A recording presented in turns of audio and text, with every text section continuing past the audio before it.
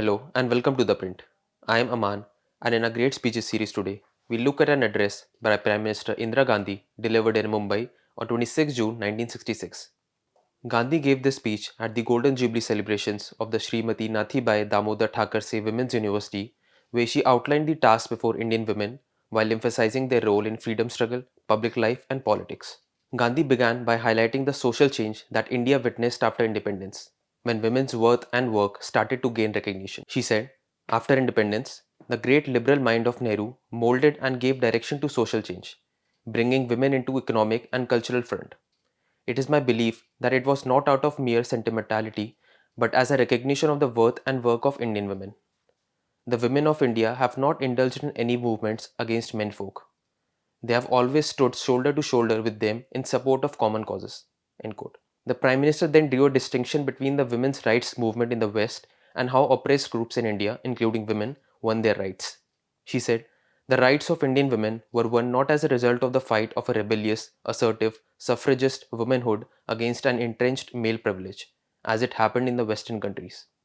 In India, the rights which the old oppressed groups such as women, the scheduled castes and tribes, the illiterate and the landless, won under that great charter of freedom and fraternity, our constitution, were the outcome of a century and a half of social revolution. Our political freedom itself was a part of this great social revolution, the mainspring of which was the urge towards social equality. Hence, our economic and social battles have stressed not class conflict but reconciliation. End quote.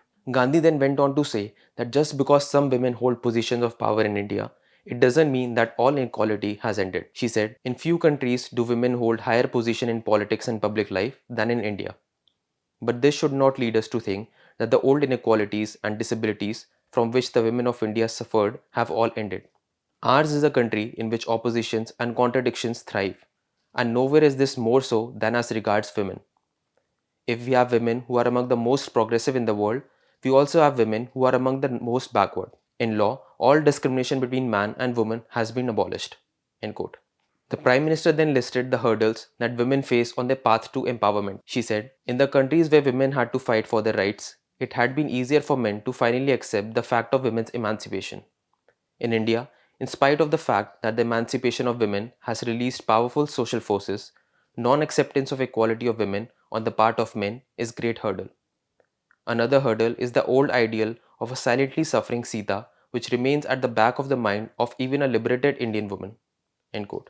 Gandhi then pointed out that while legislations had been introduced for men's rights, the social sanctions needed to make these rights a reality remained absent. She said, our laws have changed. This change has come about with tremendous speed. We have compressed several centuries of evolution into just a couple of generations.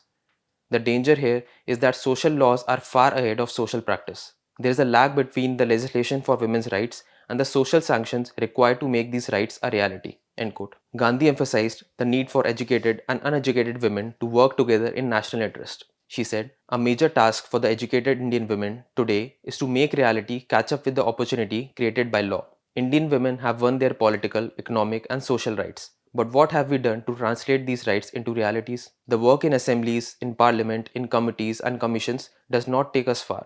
What is needed is proper organization and door to door work for bringing about a community of interest between the educated women and the not so educated women of India, so that they can act together in national interest. End quote.